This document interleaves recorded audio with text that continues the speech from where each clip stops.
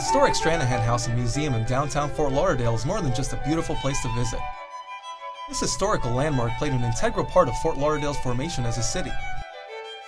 Originally a trading post and then a home to some very special people, this house has quite a story to tell. Visiting the museum is like taking a trip back in time to the early 20th century.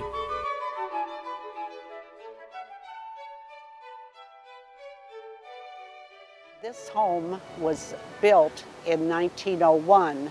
When it was originally built, it served the area as a post office, a trading post, and a meeting place for the people that came to live in this little river settlement.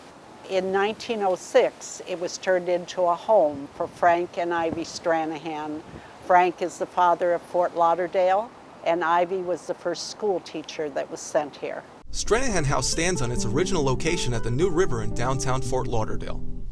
Frank Stranahan originally selected the site because it was where he operated his barge ferry across the river as part of the new road from Lantana to what is now North Miami.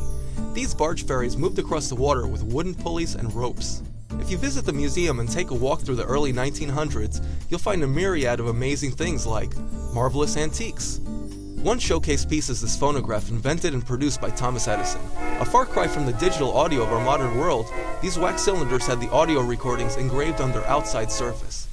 Get a glimpse into Seminole culture by seeing the handmade clothes that they used to wear in addition to other artifacts from this pre-colonial civilization. Frank Stranahan was an ambitious entrepreneur. In trading simple goods like these, he turned a small trading operation into a center of social development. Possessing the only safe in the community, Frank quickly became Fort Lauderdale's first banker in addition to being its first postmaster and businessman. When Frank proposed to Ivy Cromartie, the area schoolteacher and girl across the street, she laid down 3 rules he would have to agree to abide by in their new life together.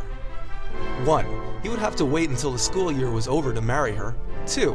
He would have to shave off his beard and keep his face bare. And 3. He would have to stop trading in alcohol and bird feathers. Even though she left teaching at the schoolhouse to marry her love, the teacher and Ivy could never rest.